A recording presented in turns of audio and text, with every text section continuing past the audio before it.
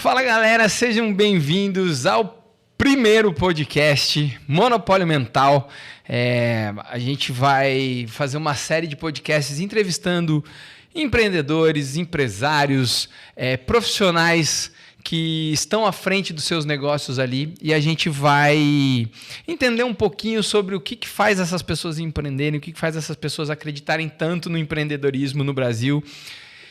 Os desafios e tudo mais. A gente vai falar um pouquinho sobre a crença dessas pessoas, os valores e sobre como elas lidam com a questão, como elas se relacionam com Deus e tudo mais.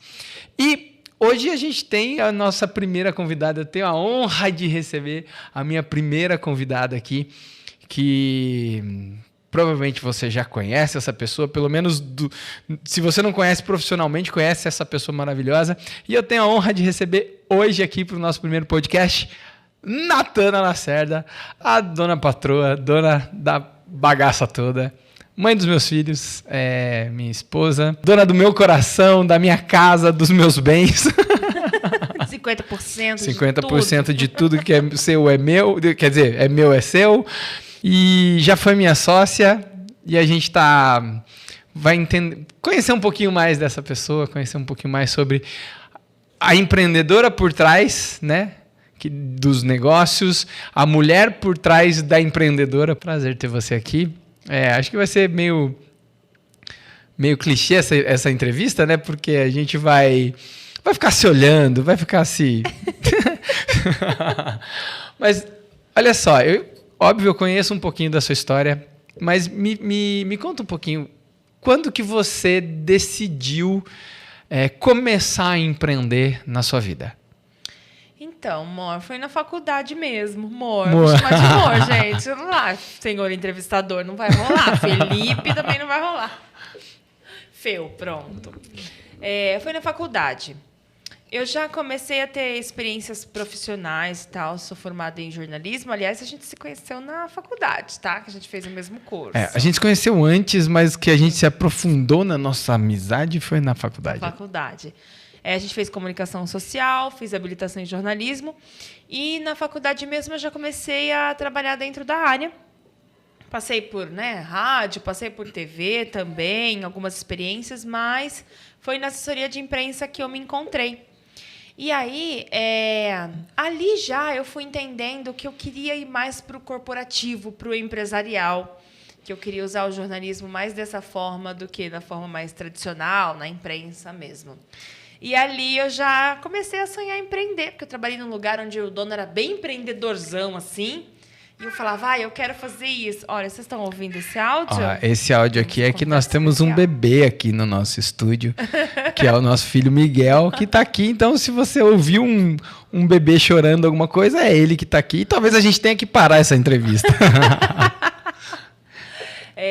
E eu comecei a ficar apaixonada, por essa ideia de empreender. Em que momento você olhou para aquilo, né, para aquele empreendedorzaço ali, você já tinha uma carreira, eu vou chamar uma carreira de sucesso, porque para a época que você trabalhava, você ganhava super bem, você já era uma profissional super requisitada, você recebia proposta de outras empresas, tanto que você foi trabalhar fora, né, você foi trabalhar depois em Paulínia, depois em São Caetano. E em que momento que a chave virou e você falou assim, cara, agora é a hora de eu abrir a minha empresa? Eu acho que eu só fui trilhar uma carreira de sucesso para eu poder empreender depois dela, né? Falar assim, construir alguma coisinha aqui, pronto, já vou empreender. Eu sempre pensei, né? Mas tem muito a ver com os meus valores e sonhos de vida. Porque eu já queria formar a nossa família, sempre sonhei em ser mãe e queria morar no interior. E a gente já estava noivo, né? A gente queria casar e eu não ia morar em um grande centro, eu ia morar no interior e eu queria ir, né, para Itu, no caso, onde a gente mora hoje. Só que assim, a carreira jornalística numa cidade do interior era nula. Então eu comecei a empreender para criar a minha própria oportunidade de trabalhar naquilo que eu amava. Então, para começar foi assim, né? Nesse sonho, e porque não havia espaço para mim ali. Eu tentei trabalhar em alguns lugares antes de vir, e como não tinha abertura, Não tinha vaga, não tinha campo. Eu falei, então eu vou criar agência. E dessa agência eu vou trabalhar ali, da onde eu quiser. E aí, entre o sonho de empreender e o momento que você se viu empreendendo ali, você falou assim, cara, agora não tenho mais salário, abri mão disso, não tenho reserva financeira, não tenho... agora 100% depende de mim o faturamento para eu poder comer, viver e tudo mais. O que aconteceu entre o sonho e esse momento que você se deparou e você falou assim, caramba, e agora? Então, como eu era muito nova, acho que eu tinha 23 anos, né? Quando comecei a empreender, é isso? Eu imagino.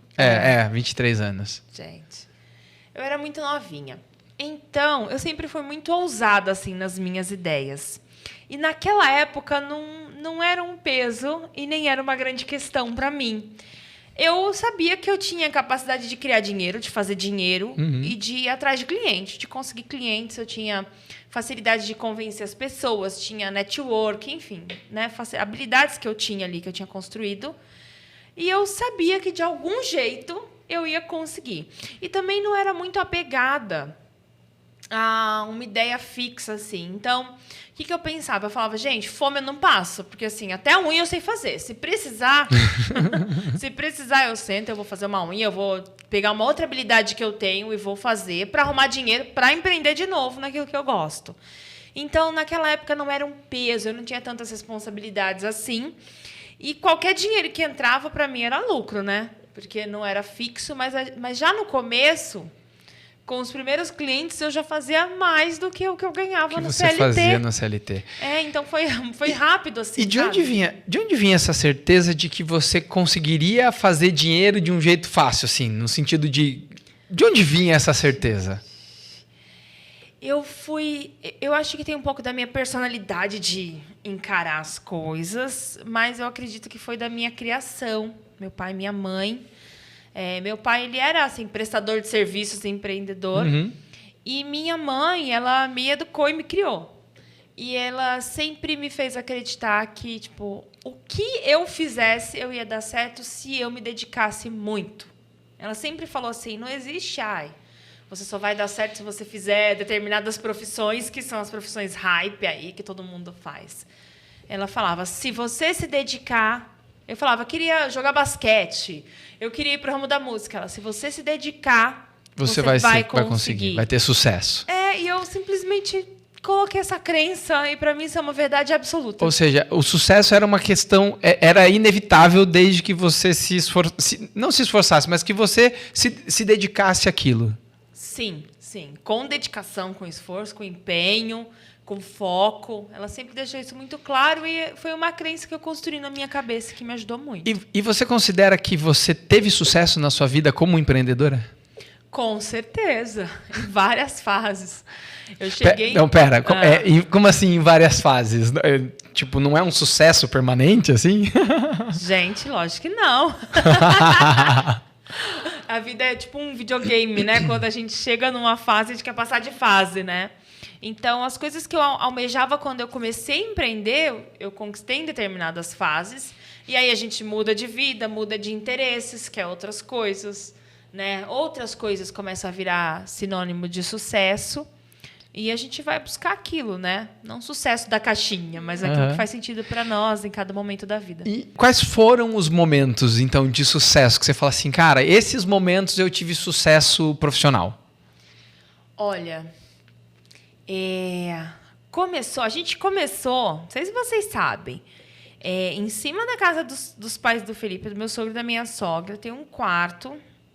E a gente começou lá. Então, lá era o nosso quarto, tinha um guarda-roupa. Que separava a empresa. Que separava a empresa, que era uma mesa. Nem computador eu tinha. Você tinha um. Eu tinha um, não, né? Eu tinha 2 computadores, aí quando você veio, aí você usava um, eu usava outro. Arrasamos. Começamos com tudo isso e R$0. Computador de tubo, né? Era um negócio... Era isso, um telefone foi. Então...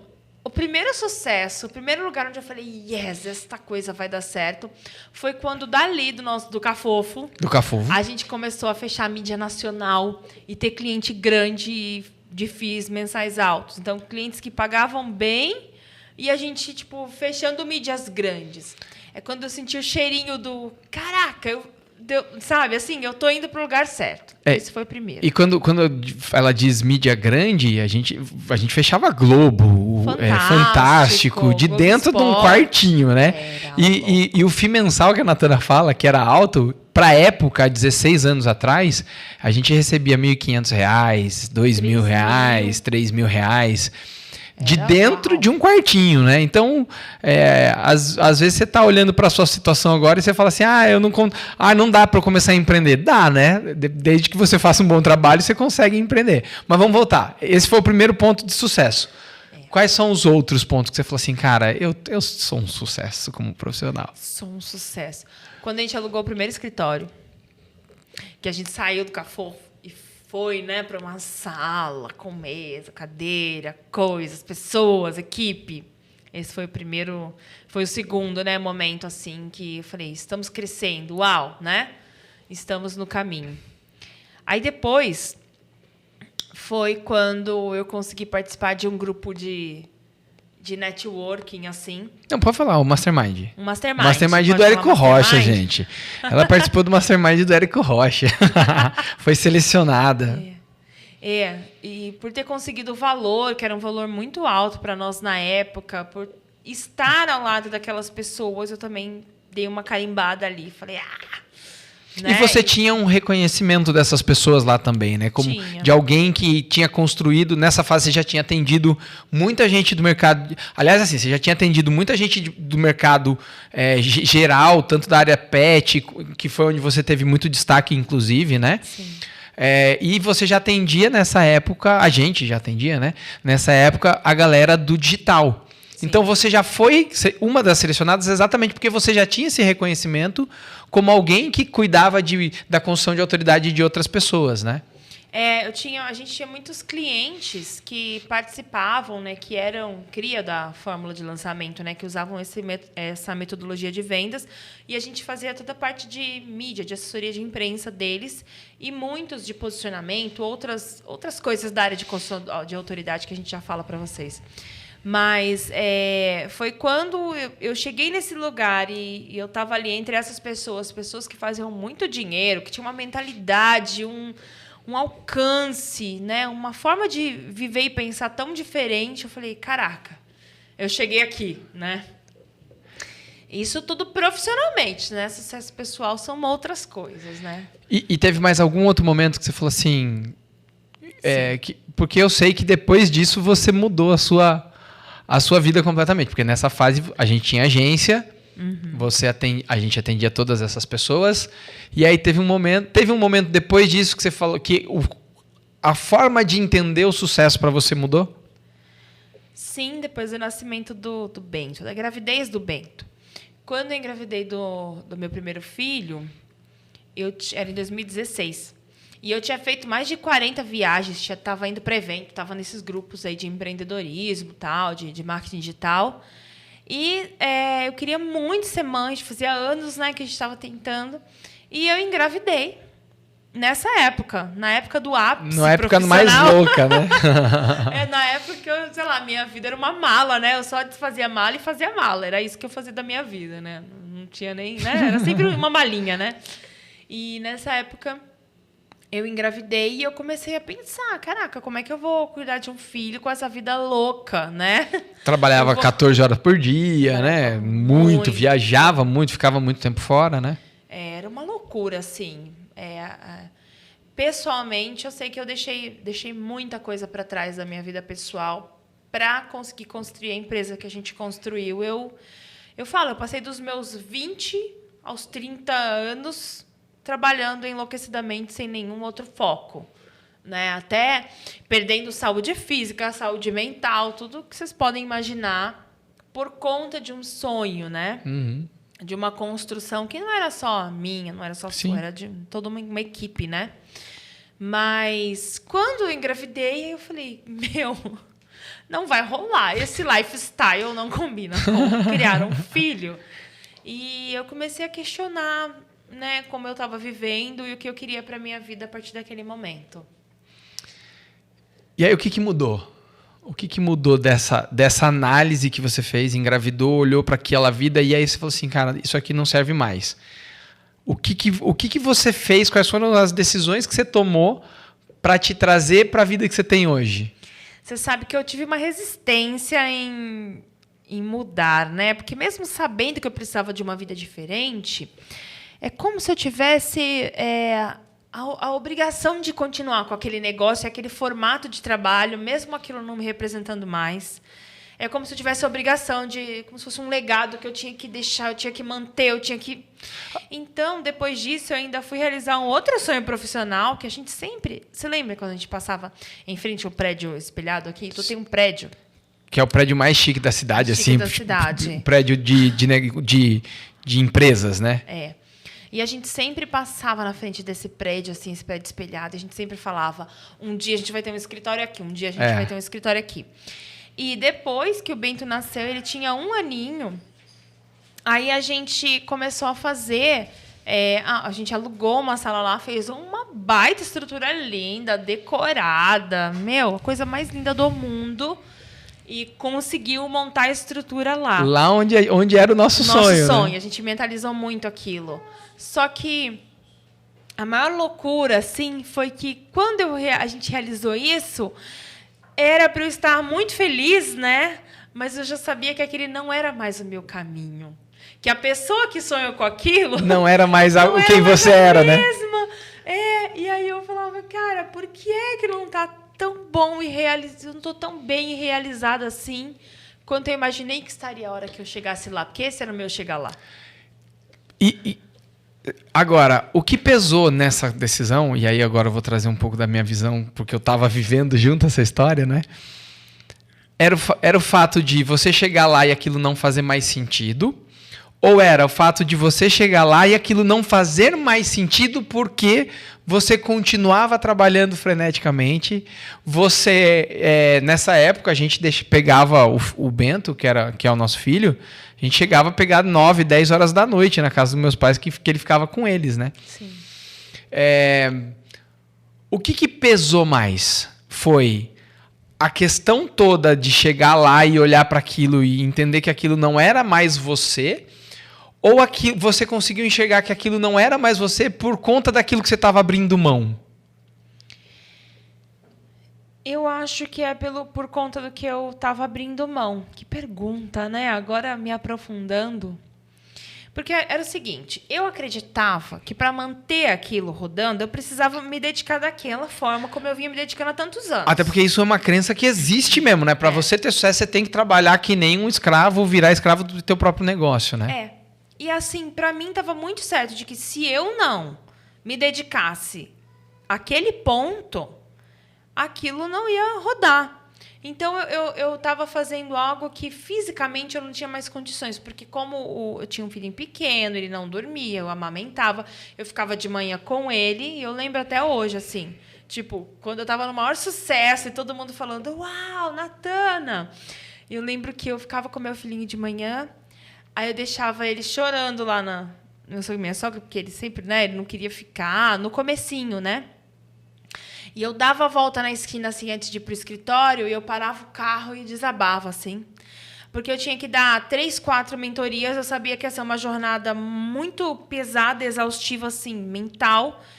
E eu não estava me sentindo capaz de fazer aquilo. E aí eu fui vivendo isso dias, e mais dias, e mais dias, e mais dias, e eu falei, eu preciso acabar com isso. Esse meu sonho não faz mais sentido.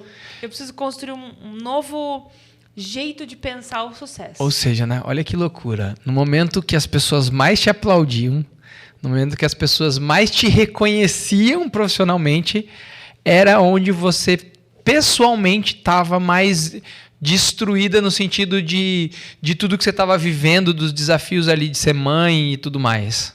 Sim, era o maior conflito que eu estava vivendo até então. E realmente, né? De fora, assim, as pessoas não imaginavam, porque é como se você fosse dando checks, né? O que a sociedade espera? Tal coisa. Você vai dando checks, né? Mas você mesma, né? Você não está vivendo aquilo com essa felicidade ou essa plenitude que você imaginava, que eu imaginava, né? Viver quando eu alcançasse esses checks da sociedade. E a gente já vai falar um pouquinho da parte pessoal, mas dentro do empreendedorismo, até você chegar nessa fase, quais foram os pontos mais desafiadores que você passou dentro do empreendedorismo que você fala assim, cara, não sei se eu aguentaria de novo? Não sei se eu aguentaria de novo. Acho que eu aguentaria tudo de novo. Eu gosto da coisa, eu gosto de empreender. Aguentaria até porque a pessoa que eu sou hoje é muito mais madura, né?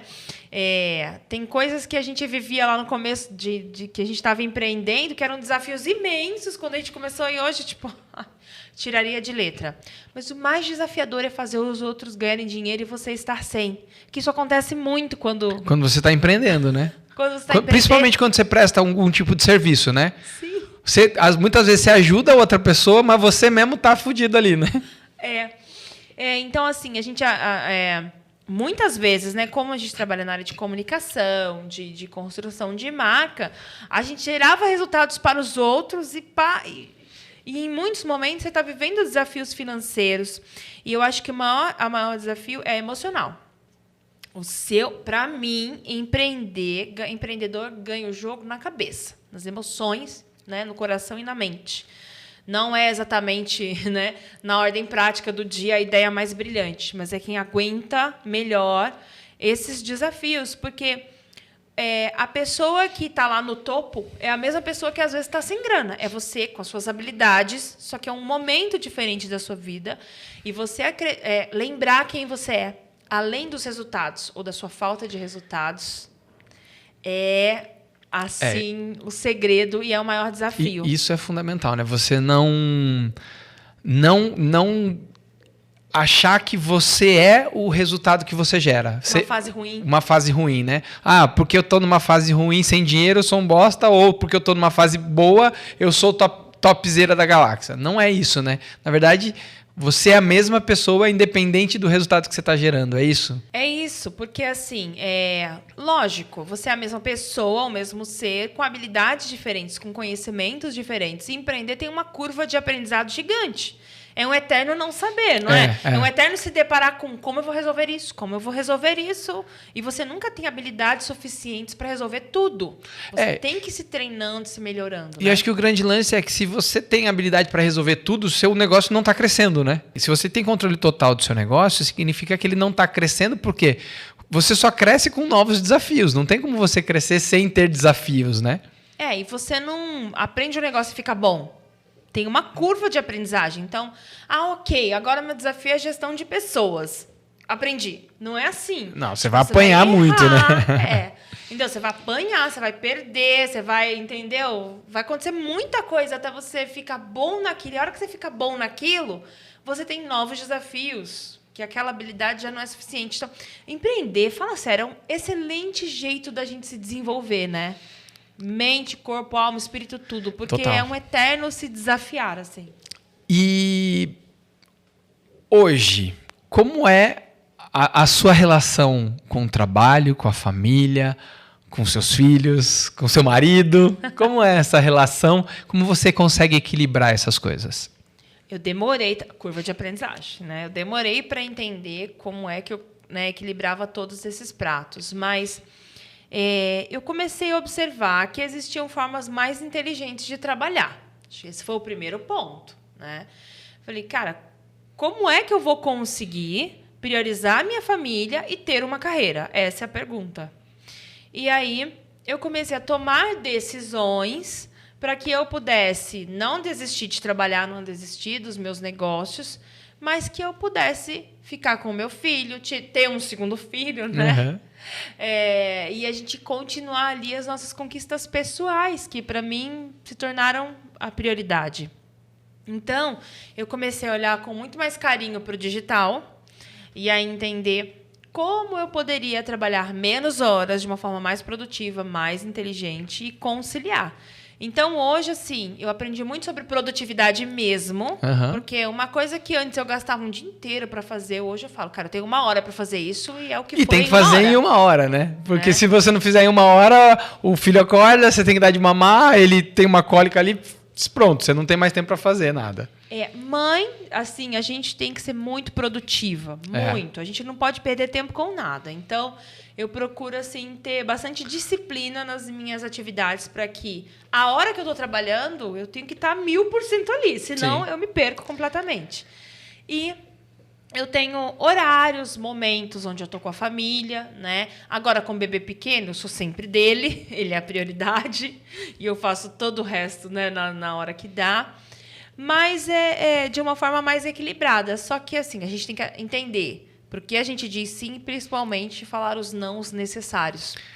Você falou uma coisa que eu acho muito interessante, que assim, você falou, eu entendi o que era prioridade e eu passei a tomar decisões para que essa prioridade acontecesse. Ou seja, você não ficou esperando as coisas ficarem do jeito que você gostaria para tornar aquilo prioridade, né? Porque acho que esse é um problema que as pessoas acometem, né? Do tipo assim, quando eu chegar lá, quando eu tiver tempo para a família, aí eu vou me dedicar, eu vou trabalhar menos. É o contrário, na verdade. Primeiro você decide, né? Tipo, como é que é a vida que eu quero? E aí você constrói começa a tomar decisões para construir aquela vida que você quer, né? E não o contrário disso. E como que você tomou essas decisões mesmo sem estar com tudo estruturado para ter a vida que você queria? Com coragem. Acho que esse é o primeiro... Com zero certeza. As pessoas, eu acho, Fê, que elas querem ter muita certeza para tomar decisão, né? Certeza / controle, né? Certeza / controle. Se bem que eu gosto de um controle, né? Eu luto contra isso. Todo mundo gosta de ter controle, né? Porque dá uma segurança. Mas, assim... Empreender é jamais ter certeza sobre absolutamente nada. Sempre estar se arriscando. Sim. Né? Às vezes com um pouco mais de embasamento, mas é sempre um risco. Não existe empreender sem risco, né? Começa por aí. Não tem, né? Não tem. Acho que não existe viver sem risco, né? Viver para os ousados, viver com vontade, né? Assim, aproveitando a vida, fazendo algo dela. Mas o que eu acredito é que a gente quer ter muita certeza para tomar as decisões, como se a gente não pudesse tomar outras decisões, tipo assim. Então, eu acho que eu vou tomar a decisão de trabalhar em home office, porque nesse momento isso faz sentido para mim e eu acredito que tais coisas vão acontecer. E você vai lá e começa a trabalhar em home office, dá um tempo para aquilo... Tem que ter um tempo de maturação, né? Não é, tomei a decisão, tá tudo fluindo, não tá nada fluindo, paro. Não é assim também, né? Você dá uma forçada ali na amizade, tem que fazer a coisa acontecer, né? Dá um tempo de maturação e tal. Mas, gente, se aquilo parar de fazer sentido, você muda de ideia, gente. Não é para sempre, né? Tá escrito não na pedra, sempre, né? Então, foi muito assim. Foi me jogando, testando e vendo o que funcionava e retirando aquilo que não funcionava e não fazia sentido para mim. Só que sempre com a clareza dos meus valores principais. Sempre com a clareza de que eu também não estava no domínio de toda a minha vida e das situações. Porque existe uma ilusão de que aquilo que eu decidi é o que vai acontecer, porque a minha vida é uma exata cópia de tudo que eu planejo, porque a minha vida não é nada do jeito que eu planejo. A gente tem até um ditado, uma coisa que a gente fala, né? Que quer fazer Deus rir, faça planos, né? Exato. Porque, na verdade, a gente até tem ideia do que a gente quer, mas, na verdade, nunca acontece como a gente quer efetivamente, né? E eu tenho aprendido, né? A sair do controle do como e a ter clareza de onde eu quero chegar.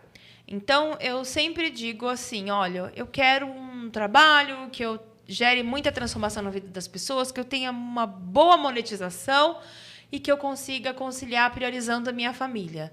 E o que é o que vai surgir. Como isso vai acontecer, eu desistir de controlar. Porque não é exatamente do jeito que a gente quer, né? Na hora que a gente quer, no nosso tempo. Mas, na maior parte das vezes, é de uma forma surpreendente, melhor, mais fácil. Então, é bom deixar a vida surpreender a gente no como também, sabe? E de onde vem Aí vem e acontece melhor. Acontece melhor por quê? No que você acredita que faz você acreditar que isso vai acontecer de uma forma melhor?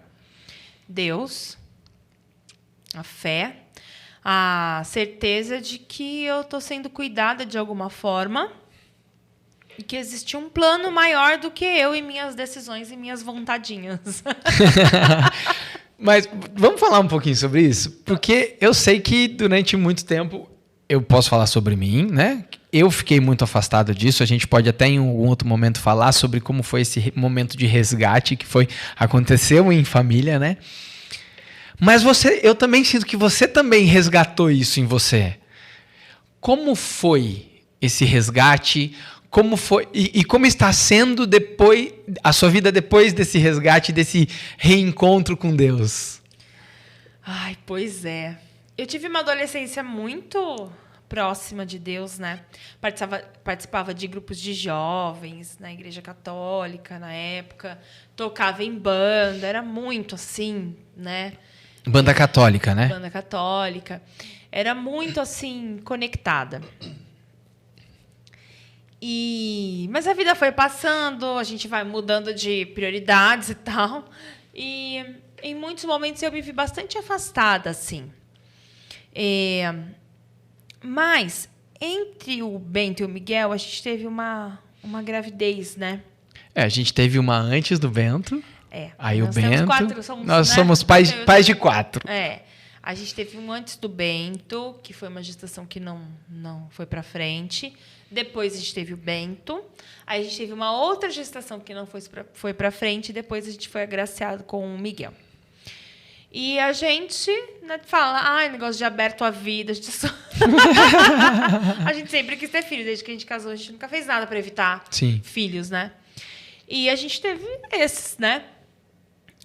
Mas alguma coisa muito diferente em mim aconteceu na última perda. Alguma coisa muito diferente. Eu não sei nem explicar, mas um sentimento. E eu tive a coragem de parar. Eu falei com as minhas alunas na época. Falei, meninas, eu preciso parar, porque eu perdi uma gestação e eu preciso olhar para isso. Você precisava entender o que estava acontecendo na sua vida com você ali naquele momento. Isso. Eu quero olhar para isso. Eu não quero passar por cima disso. Eu quero viver esse momento. Você sente que você fez um pouco disso na primeira perda? Não, na primeira eu me aprofundei também, muito. Tá. Mas assim, me aprofundei 1 ano e meio, fiquei muito mal. Na segunda, a questão é que eu não fiquei tão mal. Fiquei muito triste, com muita saudade daquela vida já, mas com entendimento de que existe um plano e de que eu não estava no controle, de que tinha algo maior para nós, né? E eu comecei a exercitar essa entrega ali. Mas a minha reconexão aconteceu por meio de você. Você foi quem trouxe a nossa família de volta, eu acredito, né? Pelo que eu me lembro ali para Deus, com o seu retorno. Que a gente começou a orar à mesa, né? Então, nas refeições, você começou a ensinar o Bento a rezar. Na verdade, teve um episódio que a gente foi almoçar, não sei se era almoço, janta, o que foi, que o Bento parou e pôs as mãozinhas assim, virou o zoinho para cima assim, ficou... E aí, naquele momento que ele estava orando, eu percebi que ele não tinha aprendido aquilo dentro de casa, né? E aí eu falei, cara, tem alguma coisa muito errada, né? E foi logo depois que a gente perdeu a terceira gestação ali, né? E aí naquele momento eu falei, cara, foi quase como uma dúvida mesmo. Eu falei para Deus assim, mano, se você existe, eu preciso de um sinal. E a gente teve aquele sinal, o sinal que a gente precisava. E aí naquele momento eu me resgatei, né? Eu falei, caramba. E aí olhando, eu percebi que eu não estava presente para a presença dele nas nossas vidas. E aí eu comecei, né? Eu participei de um evento do Piero Tavolazzi, e lá eu tive uma vivência muito forte, né? Com Deus, assim. Aí, aliás, Piero, muito obrigado por aquele momento. E aí, aquele momento, eu falei assim, caramba, eu preciso trazer isso de volta para minha família, eu preciso trazer isso para minha vida e para a vida da minha família, né? E aí, foi nesse momento, então, que você se resgatou também, nesse sentido? Foi muito de ver você, assim, como você e o Bento, assim. E, para mim, eu só relembrei de tudo que eu já tinha vivido, porque, né, a minha vida foi todo um milagre, né? Assim, acho que todas as vidas são cheias de milagres, né? E aí a gente logo engravidou novamente. E imagina, depois de uma perda, é muita insegurança, né? Você fala, ai, será que eu vou perder de novo? Será que eu vou viver aquilo de novo? Dá muito medo. E aí a gente orava juntos, né? Pedia, entregava. E aí vinham muitas mensagens, né? De vida, né? De vida. Mostrando que aquilo que era um plano diferente, né? E eu acho que a maternidade é muito isso também, né? De você não ter nenhuma certeza. É uma entrega, né? Gerar uma vida é uma entrega absoluta, né? Você não tem certeza sobre absolutamente nada. Sim. Mas você está ali entregue. E eu queria viver isso com Deus, né? De uma forma mais profunda. E eu me deixei levar, né? Me deixei levar. E a minha vida, a nossa vida começou a mudar. Completamente, né? Completamente. Foi louco, assim. A partir do momento que a gente começou em família a fazer algumas coisas e a gente se voltar para Deus, as coisas começaram a mudar absurdamente, né? A se abrir para nós, Sim. Coisas nossas, né? Como casal, coisa com os nossos filhos, a gravidez, o nascimento do Miguel, que é muito recente, mas antes, né? Sim. Os nossos resultados do trabalho. Mesmo trabalhando menos, né? Muito menos, gente. É surreal mesmo, assim. A gente viveu isso, a gente continua vivendo isso, né? E se você pudesse dar um conselho para quem está assistindo agora isso aqui, com relação ao empreendedorismo, principalmente mulheres empreendedoras, mães empreendedoras que você se focou também, o que você falaria para essas pessoas que de repente estão no momento que foram os momentos mais difíceis que você passou como empreendedora, como mãe, como mulher? O que você diria para essas pessoas? Caramba, eu queria te dizer tanta coisa, né? Porque os aprendizados, para a gente resumir assim, mas seja forte, mas não busque sua força em si mesma. Porque assim... Não lute só com as suas forças, né? Quando a gente está numa fase desafiadora da vida, a gente se enfraquece muito, né? Parece que a vida é só aquilo. A gente esquece as bênçãos, a gente esquece tudo de bom que a gente viveu. Sim. A gente esquece todo o nosso histórico de tudo que a gente passou. A gente se compara. É horrível, né? Mas o seja forte é como se fosse assim, não desiste. Não deixa um momento ruim fazer a sua vida, a sua percepção sobre sua vida ser ruim. Um momento ruim é só um momento ruim. Mas e vai passar, né? Não dá para ser forte sozinha. Não dá para ser forte sozinha. Então, eu acho que a gente tem que se apoiar em algo sobrenatural, né? Que está além de nós. Eu acho que o grande lance é que a gente deve se apoiar em algo sobrenatural. A gente está Deus, muito próximo de Deus, né? E também se apoiar em outras pessoas que passaram por aquilo que você está passando, né? A gente fala sempre que você contratar um mentor, contratar alguém que seguiu aqueles passos, você está comprando a experiência daquela pessoa, né? E isso facilita você também sair daquilo. Claro, Deus é o principal, é onde você vai se apoiar mesmo. Ele vai te dar uns caminhos, que pode ser uma pessoa que pode te ajudar também a sair disso, né? Com certeza. A gente tem que estar ligado, né, ao nosso redor de que existem pessoas que são tocadas, né? Sim. Para nos fazer isso. O que eu busco todos os dias é ser essa porta-voz de boas notícias, sabe? Todos os dias que eu abro os meus stories ali, começo a conversar, que eu tenho feito isso muito nos stories, eu fico pensando assim, Deus, se tem alguém que está vivendo alguma coisa muito difícil e se que você algo pode que ajudar, né? Puder falar, puder ajudar essa pessoa, que seja, me usa, né? Mas eu tô ali todos os dias me dedicando, fazendo a minha parte, porque também a gente tem que se colocar como alguém que está disposto a servir, né? Sim. Não ver Deus como gênio da lâmpada que está ali para fazer tudo que a gente quer, né? Vontades, confia em Deus, mas faça a sua parte, né? Exatamente, né? Eu acho que a gente tem que se dispor a servir, trabalhar com muito afinco, assim, muita dedicação, sabe? Não arredar, né? Tipo, não arregar, mas ir com força, sabe? Ser incansável em se melhorar e em tentar um caminho, mesmo que esteja tudo uma droga nesse momento da sua vida, né? Mesmo que você fala, cara, tá tudo perdido, mas, cara, não arrega, entendeu? Vai com força, vai com coragem, pede ajuda, grita, faz qualquer coisa, mas não se acomoda, né? Não se acomoda desiste, também, né? Porque tem um pouco disso, né? Diante dos desafios, tem muita gente que não vê saída e aí meio que se acomoda, que eu acho que é o desistir, né? É desistir o se acomodar aqui é no sentido de desistir de lutar por aquilo. Uma coisa é entender que não faz mais sentido e mudar o rumo e lutar por outra coisa. Outra coisa é aquilo ainda fazer sentido e você desistir de lutar, né? Assim, não tem concorrência, não tem mercado, não tem desafio que seja, né, grande o suficiente para quem perde para si, né? Sim. Eu acho que a gente ganha e a gente perde na nossa mentalidade, né, nos nossos pensamentos, nas nossas crenças, na nossa falta de fé. É a gente com a gente mesmo, no fim, né? Sim. No fim, não são os símbolos. É a gente com a gente mesmo. Você pode estar no ápice e estar um lixo.